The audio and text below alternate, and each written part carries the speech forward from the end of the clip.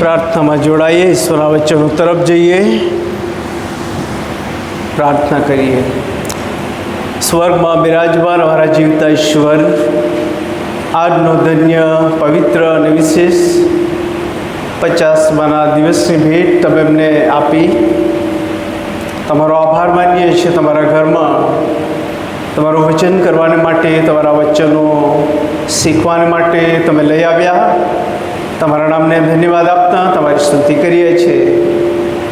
Church, campus અને જ્યાં જ્યાં પ્રભુ તમારું વચન, તેનો અવાજ જાય એ જગ્યાને પ્રભુ તમારા અધિકાર હેઠળ રાખજો. વચન સમજવા, શીખવા અને ગ્રહણ કરવા પ્રભુ પવિત્ર આત્મા દેવ તમે સહાયની મદદ કરો. પ્રાર્થના કરીએ છીએ ગુજરાત ડાયોસીસના હાથમાંની મંડળીઓ માટે, સમગ્ર વિશ્વમાં જ્યાં જ્યાં તમારું વચન આવી રહ્યું અને આવશે એ જગ્યાઓને પણ પ્રભુ પવિત્ર આત્મા દેવ તમે ભીંજવજો, આશીર્વાદિત કરજો. પ્રભુ ઈસુના નામમાં અમારી પ્રાર્થના સાંભળી સ્વીકાર કરો. આમેન. આજના 50મા દિનની ભજન સેવામાં આપ સર્વને પ્રભુ ઈસુ ખ્રિસ્તના નામમાં પ્રેમી સલામ પાઠવું છું. એ સાથે આજનો આ દિવસ ઈશ્વરે આપણને આપ્યો છે, ત્યારે આપણી અડોશ પડોશમાં જેઓ બેઠા છે તેમને તમે એક નાનો શબ્દ કહી દો, હેપી પેન્ટિકોસ્ટ ડે, અથવા 50મા દિવસની શુભેચ્છા અને સલામ. અડોશ પડોશમાં ક્યાંક ઊંઘ આવતી હોય, જોખું આવતું હોય, જાગી પણ જાય ને. Yes, thank you. વચન પહેલાં કદાચ આવી નાની નાની એક્સરસાઇઝ આપણા જીવનને માટે, વચનની તત્પરતાને માટે આપણને તૈયાર કરતી હોય છે. પ્રભુનો આભાર માનીએ છીએ. 50માનો દિવસ એ મંડળીને માટે, મંડળીના ઇતિહાસને માટે, દરેક ખ્રિસ્તીને માટે ખૂબ જ અગત્યનો અને મહત્ત્વનો છે. 50માના દિવસની જ્યારે આપણે વાત કરવા જઈ રહ્યા છે, ત્યારે ઈશ્વરનો આભાર માનીએ છીએ કે 50માના દિવસની ભેટ ઈશ્વરે મંડળીને આપી, અને મંડળીમાં 50મા દિવસને આપી, અને થયેલું અત્યાર સુધીનું જે અદ્ભુત કાર્ય છે એ કાર્યને પ્રભુ આશીર્વાદિત કરે છે. યોએલ 2:38-28 અંત સુધી આપણે જોયું. ત્યારબાદ પ્રેરિતોના કૃત્યો તેનો 2 અધ્યાયની પ્રથમ 13 વચનો વાંચ્યા, અને યોહાનની સુવાર્તા 15મો અધ્યાય 26 અને 27મી કલમ પણ આપણે વાંચી. એ ઉપરાંત બીજા ઘણા બધા વચનો છે કે જે બાઇબલ દ્વારા આપણને બતાવે છે કે પવિત્ર આત્મા શું છે, પવિત્ર આત્મા કેવી રીતે કામ કરે છે, પવિત્ર આત્મા મંડળી સાથે કેવી રીતે રહે છે, વર્તે છે અને મંડળીને દોરે છે. પવિત્ર આત્મા એમ કહે છે ત્યારે ઘણી બધી ગેરમાન્યતાઓ પણ તે જમાનામાં હતી, એટલે કે મંડળીની શરૂઆતમાં હતી, અને વર્તમાન સમયમાં પણ એટલી જ ઘણી બધી ગેરમાન્યતાઓ પણ ઉદ્ભવે છે. એટલું જ કે એ તમામ ગેરમાન્યતાઓને પ્રભુના વચન દ્વારા વ્યક્તિગત અભ્યાસ કરીએ અને એ રીતે આપણે જોઈએ. કદાચ હું ખોટો હોઈ શકું. આજે ઘણા બધા લોકો ગૂગલ, યુટ્યુબ કે અન્ય માધ્યમોનો બાઇબલ કરતાં વધારે ઉપયોગ કરીને બાઇબલની સત્યતા શોધવા માંગે છે. આ બધી ફેસિલિટી છે, એ બધી વ્યવસ્થાને માટે આભાર, પણ મૂળભૂત સ્ત્રોત એ બાઇબલ છે. પવિત્ર આત્મા સંબંધીની સમજ, એની સત્યતા આમાંથી આપણને મળે છે. એનાથી થોડો આગળ જઈને એમ પણ કહીશ, ઘણા બધા લોકો પ્રભુનું વચન આપણા ઘરમાં, આપણા બેગમાં, આપણી સાથે હોય તેમ છતાં એવું વિચારે, એવી અપેક્ષા રાખે છે કે પવિત્ર આત્મા આ જગ્યા પર મળશે, આ વ્યક્તિ પર મળશે, અને લોકો એક બીજી રીતે ત્યાં જતાં પણ આપણે જોઈએ છે. એ બધી વ્યવસ્થાની સેવાને માટે આભાર, મેં કહ્યું તે પ્રમાણે આપણો ભેજ પ્રભુનું વચન હોવો જોઈએ. અને જ્યારે આપણે પ્રભુનું વચન વાંચીએ છીએ ત્યારે પ્રભુ પવિત્ર આત્માદેવ આપણી સહાયની મદદ કરે છે. તિમોથીના પત્રમાં અગાઉ આપણે જોઈ ગયા કે દરેક શાસ્ત્ર ઈશ્વર પ્રેરિત છે, કોઈ માણસે લખ્યું નથી. એ પવિત્ર આત્માની દોરવણીમાં સમગ્ર વિશ્વભરમાં, કોઈક અમેરિકામાં હોય તો કોઈક ઓસ્ટ્રેલિયામાં હોય, કોઈક ન્યૂઝીલેન્ડમાં હોય તો કોઈક જર્મનમાં હોય, વિશ્વના જુદા જુદા ભાગોમાંથી ઈશ્વરે એના સેવકોને તૈયાર કર્યા અને 40 જેટલા લેખકો પવિત્ર આત્માની દોરવણીમાં પ્રભુનું વચન લખી શક્યા. એ ખૂબ લાંબો સમય હતો, 1600 વર્ષનો સમય હતો. અને બધા સમય દ્વારા આ વચન આપણને મળ્યું. ગૂગલ તો કાલે આવીને, આટલા વર્ષે આવી હું નથી કહેતો, હું તો કાલે જ કહીશ. ગૂગલ તો કાલે જ આવી, યુટ્યુબ પણ કાલે આવ્યું, પણ તમારા ને મારા દેવનું વચન એટલો ઘણા બધા વર્ષો પહેલાંથી આવ્યું છે. અને એના લેખક પવિત્ર આત્મા પોતે છે. અને જુદા જુદા વ્યક્તિઓનો ઉપયોગ કરીને આપણને એ મળ્યું છે. અને વર્તમાન સમયમાં આપણે જોઈએ છીએ જુદા જુદા વર્ઝન્સમાં છે, આપણા મોબાઈલમાં છે, સાથે પ્રિન્ટ દ્વારા પણ આપણને જુદા જુદા વર્ઝનમાં મળે છે. ગઈકાલે આપણે મંદિરે જોવાના બાઇબલ સોસાયટીમાં લઈ જવામાં આવ્યા અને ત્યાં જુદા જુદા વર્ઝનો બતાવવામાં આવ્યા, સમજ આપવામાં આવી.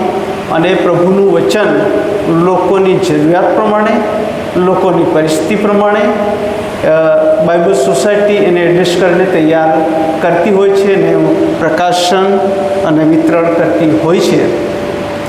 એ પ્રભુ પવિત્ર આત્માનું કાર્ય છે. મૂળ આપણે આપણા શાસ્ત્ર ભાગ તરફ આપીએ. પ્રેરિતોના કૃત્યો 2 અધ્યાય અને તેની પહેલી કલમમાં આ પ્રમાણે લખવામાં આવ્યું છે. શું લખવામાં આવ્યું છે? 50માનો દિવસ આવ્યો. 50માનો દિવસ આવ્યો. 2 અધ્યાયની પહેલા વચનનો પહેલો શબ્દ 50માનો દિવસ, ડે ઓફ પેન્ટિકોસ્ટ ડે. એના સંબંધી એના મૂળ એ તો છેક જૂના કરારમાં જાય છે. યહૂદી પ્રજા સાથે જોડાયેલા છે અને એ 50માનું પર્વ યહૂદીઓને માટે, ઇઝરાયલને માટે, સમસ્ત વિશ્વને માટે ખૂબ જ મહત્ત્વનું અને અગત્યનું છે. અને જ્યારે આપણે જોઈએ છીએ ત્યારે 50માનો દિવસ એમ કહીએ છીએ ત્યારે, 50માનું પર્વ એમ કહીએ છીએ ત્યારે નિર્ગમન 12ની વાત આવે, નિર્ગમન 23ની વાત આવે, પુનર્નિયમ 8 ને ત્યાર પછીના જે વચનો છે ત્યાંની વાત આવે. અને એનો મૂળ એ છેક ત્યાં જોડાયેલા છે. 50મા દિવસ સાથે જોડાયેલી કેટલીક જે બાબતો છે એ તો એ છે, ઈશ્વરે ઇસરાયેલ પ્રજાને મિસ્રની ગુલામીમાંથી બહાર કાઢ્યા અને ત્યાર પછી ઈશ્વરે જુદા જુદા પર્વો ઈશ્વરે આપ્યા. નિર્ગમન 23 તરફ જ્યારે તમે દૃષ્ટિ કરો ત્યારે 3 પર્વોની ત્યાં વાત જોવા તમને મળે છે. અને એ પર્વ તો તમે જોઈ શકો, કાપણી પર્વ, પ્રથમ ફળ પર્વ, બેખમી રોટલીનું પર્વ, કાપણી પર્વ અને સંગ્રહ પર્વ. આ પર્વોની વાત ત્યાં જોવા મળે. ત્યાંથી એના પછીનું પુસ્તક લેવી 23 તરફ જો જઈએ ત્યારે ત્યાં 7 મુક્કર પર્વોની વાત આવે છે. મેં જો કે નોંધ્યું છે, વાંચવાનું નથી. એ 7 મુક્કર પર્વો એ પણ ઈશ્વર તરફથી ઇસરાયેલ માટે આપવામાં આવ્યા હતા. હવે જો ઇસરાયેલ એમ કહીએ છીએ ત્યારે આ ઇસરાયેલ ખેતી સાથે જોડાયેલી હતી અને ખેતી સાથે જોડાયેલું આ પર્વ હતું. અને માટે ઇઝરાયેલી લોકો જે વાવણી કરતા હતા જવ અને ઘઉંની, અને એમાં ઘઉં કરતાં જવ એક એવો પાક છે કે જે ઘઉં કરતાં વહેલો પાકી ચૂકે, અગાઉથી પાકી ચૂકે છે. અને માટે જ્યારે જવ પાકે એનો પ્રથમ પાક, પ્રથમ પૂળી પ્રભુને માટે, અર્પણને માટે લઈ આવવામાં આવતી હતી. અને ઘઉંનો પાક ત્યાર પછી મોડો પાકે અને એને પણ લઈ આવવામાં આવતો હતો. પ્રથમ ફળ તરીકે એ જવ હોઈ શકે, ત્યાર પછી કાપણી માટે ઘઉંની વાત આવે અને અર્પણની વાત આવે જ, અને ખેતી સાથે જોડાયેલા અને આ બે પાકોની વાત કરી, પરંતુ બીજા પાકો અને બીજા ફળ ઝાડોની પણ વાત આવે જ. એ બધા જ ઈશ્વરને માટે છે. ઈશ્વર તેમને જે આશીર્વાદ આપે છે એને યાદ કરતાં પ્રભુની પાસે લાવવાની વાત આવે છે. એ સાથે સાથે જો આપણે એને સપ્તાહનું પર્વ પણ કહીએ છીએ, 7 અઠવાડિયાનું પર્વ, 7 સપ્તાહનું પર્વ, 7 7 49, અને પછી 50માનો દિવસ એમ કહેવામાં આવ્યું છે. ત્યારે 50 દિવસની વાત આવે જ. અને 7 સપ્તાહનો પર્વ ઈસરાયલ જ્યારે ઉજવે છે અને 2 ખમી રોટલીનું પર્વ પાડે છે, ત્યારે ઈશ્વરનો આભાર માને છે, પ્રાર્થના કરે છે અને ઈશ્વરની પાસે આવે છે. જો આપણે નવા કરાર તરફ આવીએ અથવા પ્રભુ ઈસુ ખ્રિસ્ત તરફ દૃષ્ટિ કરીએ, ત્યારે પ્રભુ ઈસુ ખ્રિસ્તનું આ પૃથ્વી પર જન્મ લેવું, મરણ પામવું, પુનરુત્થાન પામવું, એ સમગ્ર માનવ જાતનો બહુ મોટો ઇતિહાસ છે કે જે ઇતિહાસ કોઈ કદી નહીં કરી શકે. ક્રિકેટ હોય કે ફૂટબોલ હોય, તેંડુલકર હોય કે રોનાલ્ડો હોય, એ એમની ઊંચાઈ બનાવી શકે, અને ત્યાર પછી આવનારા બાકીના પ્લેયર્સો ઘણા લાંબા વર્ષો પછી પણ એની ઊંચાઈ બનાવી શકે, એક મોટો કીર્તિમાન ઊભો કરીને એ ઇતિહાસ રચી શકે.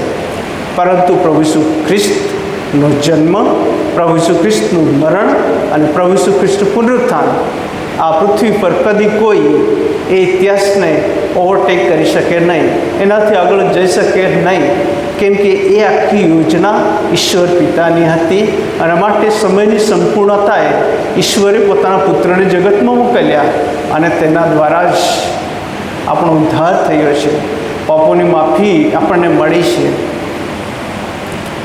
અને જ્યારે પ્રભુ ઈસુ ખ્રિસ્ત પુનરુત્થાન પામે છે, પુનરુત્થાન પામ્યા પછી 40 રાત દિવસ પોતાના લોકોની સાથે રહે છે, અને 40 રાત દિવસ પ્રભુ ઈસુ ખ્રિસ્ત પોતાના લોકોની સાથે રહે છે. એ સમય દરમિયાન પુનરુત્થાનની સત્યતા, પુનરુત્થાનની સાબિતી, સ્વર્ગમાંની જે મોટી વાતો અનેક વખત અનેક લોકોને જણાવી હતી. અને ઘણા બધા લોકો એ દરમિયાન જો કે ભયભીત હતા, ગભરાયેલા હતા, અને એ સત્યતા પ્રભુ જણાવે છે પુનરુત્થાન પામેલા. અને એમાં પ્રભુ ઈસુ ખ્રિસ્તની માં, તેમના શિષ્યો અને બીજા પ્રેરિતો હતા કે જેઓ વિશ્વાસ દ્વારા એ વિશ્વાસમાં તેઓ વૃદ્ધિ પામ્યા અને આગળ વધ્યા. હવે પ્રભુ ઈસુ ખ્રિસ્તે ના સંબંધી જ્યારે આપણે જોઈએ છીએ, ત્યારે ડૉક્ટર લુક આ પ્રમાણે નોંધે છે, પ્રેરિતોના કૃત્યો 1 અને તેના 3 વચનમાં, મરણ સહ્યા પછી તેણે પોતે સજીવન થયાની ઘણી સાબિતી આપી, અને 40 દિવસ દરમિયાન તે તેઓને દર્શન દેતો અને દેવના રાજ્ય વિશેની વાતો કહેતો રહ્યો. પ્રભુ ઈસુ ખ્રિસ્ત પોતાના લોકોને દેવની વાતો કહેતા રહ્યા. ત્યાંથી સીધા 8મા વચનમાં આવીએ છીએ, ત્યારે પ્રભુ ઈસુ ખ્રિસ્ત એમ કહે છે, પણ પવિત્ર આત્મા, ઈશ્વરના આત્માની દ્રોણથી આવશે ત્યારે, તમારા પર આવશે ત્યારે તમે સામર્થ્ય પામશો, અને જેરુસલેમમાં, આખા યહૂદિયામાં, સમરૂનમાં તથા પૃથ્વીના છેડા સુધી તમે મારા સાક્ષી થશો. અને આજે સમસ્ત વિશ્વ તરફ આપણે દૃષ્ટિ કરીએ છીએ, ત્યારે ઈશ્વરના પવિત્ર આત્મા દ્વારા અદ્ભુત કાર્ય આપણે થતું જ જોઈએ છીએ.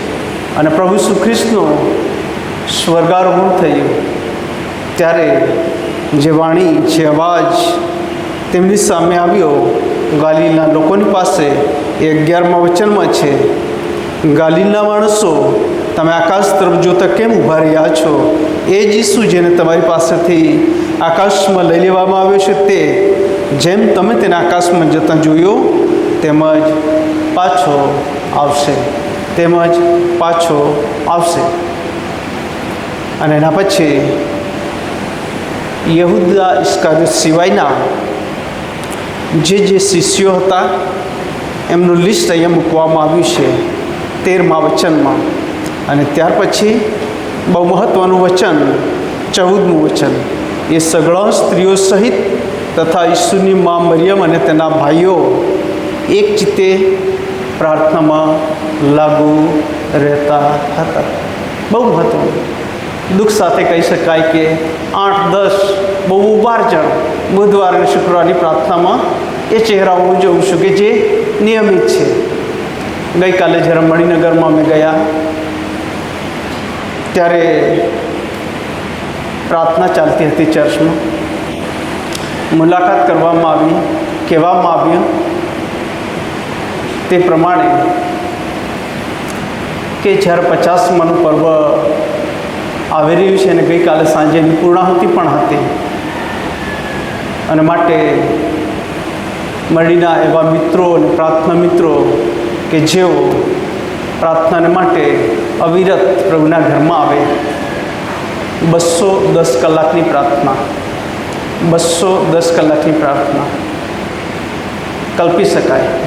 અને એક બેને ટૂંકી માહિતી રજૂ કરતાં એમ કહ્યું, અરે આ પાળક સાહેબને શું થઈ ગયું કે આવી જાહેરાત કરી, આવી વાત કરી અને આવી વાત મૂકી. 210 કલાક તો કોઈ પ્રાર્થના કરતો હશે અને કોણ આવશે ચર્ચમાં? અને પછી એમણે પોતાને એમ કહ્યું કે આવું થતું હતું મને પણ જ્યારે અમે પ્રાર્થનામાં મળતા ગયા આવતા જ ગયા. અને હવે જ્યારે આજે સાંજેની પૂર્ણાહુતિ થાય છે ત્યારે પ્રભુના ઘરમાં ને પ્રાર્થનાથી અમે જાણે એકબીજાથી અલગ થઈએ એવું અમને ગમતું નથી.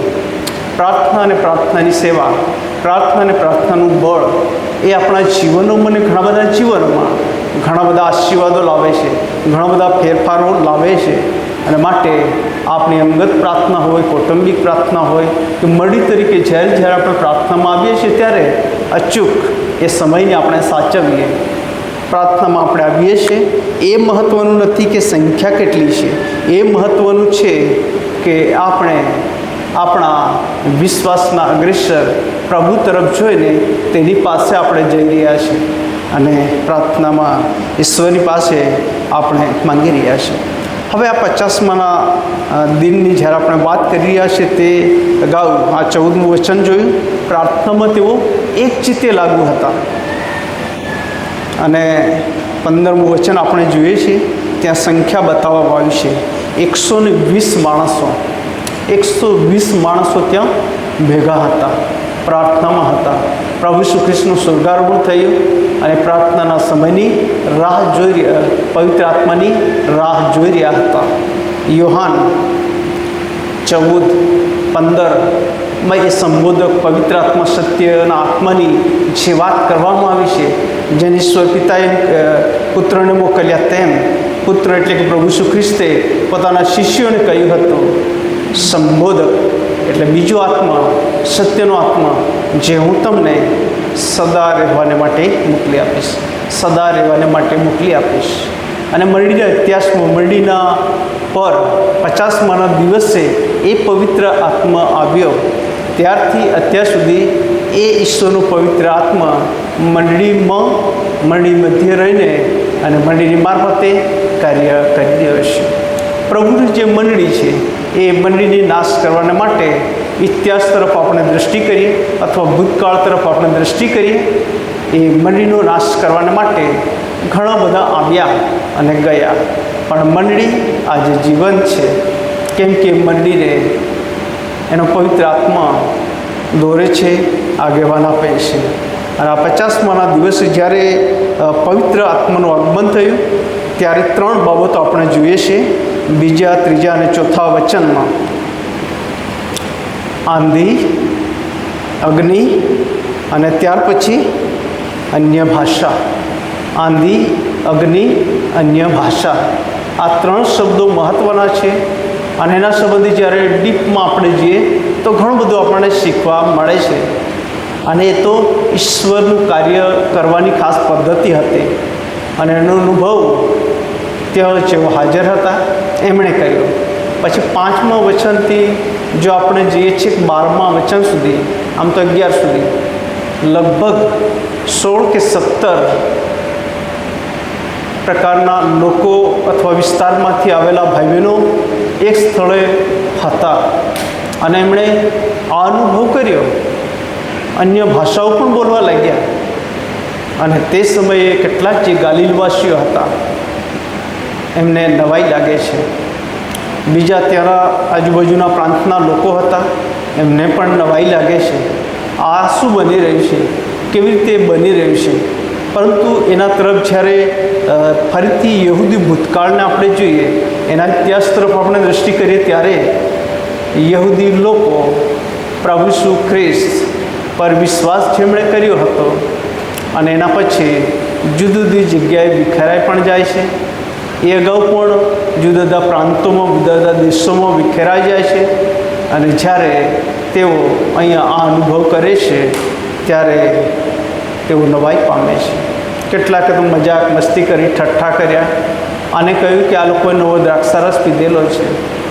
અને આવી મજાકના ભોગ મંડળી આગેવાનો પણ બન્યા હતા. પરંતુ 50માના દિને પવિત્ર આત્માનું આગમન થયું, જેના કારણે આખો ઇતિહાસ મંડળીનો બદલાઈ જાય છે. ઉત્પત્તિ 11 આપણે જોઈએ છીએ બાબેલના ટાવરની વાત. ત્યાં પણ જે ભાષાની વાત આવે છે, લોકો એક મનના થઈને એક જ ભાષામાં એ કામ કરતા હતા. ઈશ્વરે તેમને અલગ પાડી દીધા ભાષાની મારફતે, ગૂંચવણ. અને તેઓ બધા ગૂંચવાયા, વિખેરાઈ ગયા. અહીંયા આપણે જોઈએ છીએ 50માના દિવસે આ ભાષા, અન્ય ભાષાનો અનુભવ અનેક લોકો કરે છે. અન્ય ભાષા એમ કહીએ છીએ ત્યારે અનેક વખત લોકો આના સંબંધી પણ ગેરસમજો ઊભી કરતા હોય છે. અને માટે જ પાઉલ પ્રેરિત 1 કોરિન્થી 14મા અધ્યાયમાં ભાષા કે અન્ય ભાષા એ શું છે એની સમજ પણ આપે છે. એની કેટલીક ગેરસમજો છે એની વાત પણ કરે છે. ખ્રિસ્તમાં વાલા ભાઈ બહેનો, આજે 50માના દિનનું પર્વ ઈશ્વર તમને મને આપ્યું છે, વર્તમાન પેઢીને આપ્યું છે. ત્યારે આપણે એ ભૂતકાળને જોઈએ. પ્રભુ ઈસુ ખ્રિસ્તના પૃથ્વી પરથી સ્વર્ગમાં ગયા અને પ્રભુ ઈસુ ખ્રિસ્ત પુનરુત્થાન પામ્યા. ત્યાંથી એક જેઠ 50માના દિવસે મંડી પર પવિત્ર આત્માનું આગમન થયું અને આજે એ પવિત્ર આત્મા કામ કરી રહ્યો છે. કહેવાનો અર્થ, ઈશ્વર ઇસરાયેલી સાથે હતા, ઈશ્વર પોતાના લોકોની સાથે હતા. એ જ પવિત્ર આત્મા ઈશ્વર પોતે આજે મંડળીની સાથે છે. અને માટે આપણે જ્યારે બાપ્તિસ્મા આપીએ છીએ ત્યારે ત્રિએક ઈશ્વરની વાત આવે છે. કોઈક સેરેમની કરીએ અથવા રિબિન કાપીએ કે ઘર કે ગમે તે બિલ્ડિંગનું, ત્યારે પણ પવિત્ર આત્માની વાત કરીએ છીએ. અને છેલ્લે આશીર્વાદ માંગીએ છીએ ત્યારે પણ પવિત્ર આત્માની વાત આપણે કરીએ છીએ. પ્રેરિતોનું વિશ્વાસનામું આપણે બોલીએ છીએ ત્યારે ઈશ્વર પિતાને હું માનું છું, ઈશ્વર પુત્રને હું માનું છું અને ઈશ્વર પવિત્ર આત્મા પર વિશ્વાસ કરું છું, એવું આપણે કહીએ છીએ. ત્રિએક ઈશ્વર, ટ્રિયુન ગોડ જેને આપણે કહીએ છીએ, એ ત્રિએકતામાં એ એક જ ઈશ્વર છે, કોઈ અલગ ભાગ નથી. વર્તમાન સમયમાં પણ આપણે જોઈએ છીએ કે મંડળીમાં ઘણા બધા શિક્ષણને જુદે જુદે રસ્તે લઈ જઈને જુદી જુદી વાતો કહેનારા આપણે જોઈએ છીએ. અન્ય ભાષાની વાત હોય, પ્રાર્થનાની વાત હોય, સુવાર્તાની વાત હોય, સેવાની વાત હોય, અનેક વખત અનેક લોકો આવી ગેરસમજોથી બંધાય છે. અને અનેક વખત આપણે શું કરીએ, પોતે લોકો વાંધો નહીં, પણ જાણતા અજાણતા મારી પાસે મારા ગ્રુપમાં કંઈક આવ્યું હોય, હું બીજા ગ્રુપમાં ફોરવર્ડ કરું નહીં. એની સત્યતા સમજ્યા વગર ફરીથી કહીશ, તમને જે સમજ પડી છે ઉત્તેજનને માટે તમે લખો, સારી બાબત છે, પણ કોઈકે લખી નાખ્યું છે એ એમનો અનુભવ છે. અને પછી એની સત્યતા વગર જાણે અજાણે આપણે ફોરવર્ડ કરીએ, ત્યાર પછી બીજો ધક્કો મારે, ત્રીજો ધક્કો મારે, બધા ધક્કો મારતા મારતા ઘણું આગળ વધી જતું હોય છે. આવું ન થવું જોઈએ. પ્રભુના વચનનો, પ્રાર્થનાનો અને પ્રભુ સાથેના સંબંધનો અનુભવ કરીને આપણે જે કંઈ નાનું કે મોટું લખીએ પ્રભુના માટે, પ્રભુ પવિત્ર આત્માની દોરડી માટે અને દિશામાં ઈશ્વર આપણી સાથે રહે, સહાય કરે. બીજો શાસ્ત્ર ભાગ જો કે આપણે વાંચ્યો નથી, 14 થી 21 યોએલ પ્રબોધકની જે વાણી છે. અને ત્યાર પછી જે પરિવર્તન આવ્યું છે 41મા વચનમાં, જો કે 37મા વચનમાં પિત્તરે આ બીજો સંદેશો આપ્યો ત્યારે લોકોના મન વિંધાઈ ગયા અને લોકોએ કહ્યું કે અમે શું કરીએ, અને કહેવામાં આવ્યું પસ્તાવો કરો અને ઈસુ ખ્રિસ્તના નામે દરેક તમારા માનવો, બાપ્તિસ્મા પામો, જેથી તમારા પાપનું નિવારણ થાય, તમને જીવન મળશે, ભરપૂર જીવન મળશે. એ જ અનુભવ, એ જ વિશ્વાસ, એ જ ખાતરી સાથે આગળ વધવા ઈશ્વર આપણી મદદ કરે. એ સાથે સાથે કેટલાક બીજા પણ થોટ્સ તમારી સમક્ષ કદાચ મૂકીશ તો સ્થાને ગણાશે. ઘણા બધા લોકો એમ કહેતા હોય, શું આજે ઈશ્વરનો પવિત્ર આત્મા મંડળીમાં છે? ઈશ્વરનો પવિત્ર આત્મા શું આજે કુટુંબમાં છે? ઈશ્વરનો પવિત્ર આત્મા શું આજે આ વ્યક્તિમાં છે? આવો કોમન પ્રશ્ન વારંવાર સામે આવે અને એક યા બીજી રીતે તમે ને હું એની છણાવટ કરતા હોઈએ છીએ. પરંતુ શું આપણે કદી એવું કહ્યું છે ઈશ્વરનો પવિત્ર આત્મા મારામાં છે? ઈશ્વરના પવિત્ર આત્માની દોરવણી, એની આધીનતામાં શું હું કામ કરું છું? જો વ્યક્તિગત આત્મતપાસ એ જ પ્રશ્નથી જો કરવામાં આવશે ને, ત્યારે મંડળી, કુટુંબ એ પવિત્ર આત્માની ભરપૂર થઈને ઘણા બધા ફળો આપશે, જે શરૂઆતની મંડળીએ કર્યું હતું. એ દિશામાં પ્રભુ આપણી સાથે રહે, સહાય મદદ કરે. આમીન. પ્રાર્થનામાં જોડાઈને ત્યારબાદ 359 નંબરના ગીતમાં જઈશું જીવન દાનો જીવતા ઈશ્વરની હજુરમાં લાવીશું. પ્રાર્થના કરીએ. પ્રભુ 50મા દિવસની ભેટ તમે અમને આપી, પવિત્ર આત્મા મંડળી પર સદાન માટે આવ્યો અને આજે પવિત્ર આત્મા હંમેશ સમગ્ર વિશ્વની મંડળી, ભારતની મંડળી, ગુજરાતની મંડળી અને અમારી મંડળીમાં પ્રભુ કામ કરી રહ્યો છે. તમારો આભાર માનીએ, તમારી સ્તુતિ કરીએ છીએ. પવિત્ર આત્માની આધીનતામાં અને દોરવણીમાં સેવા કરવાને કામ કરવા અમારા બધાની સહાયની મદદ કરજો. પ્રભુ પવિત્ર આત્મા દેવ, અમે પ્રાર્થના કરીએ છીએ પવિત્ર આત્મા સંબંધીની ગેરસમજો અમારા માટેથી તમે દૂર કરજો અને હંમેશા અમે આત્માની આધીનતામાં જીવન જીવીએ, આત્માની આધીનતામાં સેવા કાર્ય કરીએ, આત્માની આધીનતામાં પ્રાર્થના કરીએ, આત્માની આધીનતામાં એકબીજાની પડખે અમે ઊભા રહીએ. એવું પ્રભુ તમે થવા દેજો. જેવા છે તેવા જ અમારી જાતોને તમારી પાસે લાવી અને નમી જઈએ. અમારી સાથે રહો, સહાય મદદ કરજો. પ્રભુ ઈશ્વરના નામમાં અમારી પ્રાર્થના સાંભળી સ્વીકાર કરો.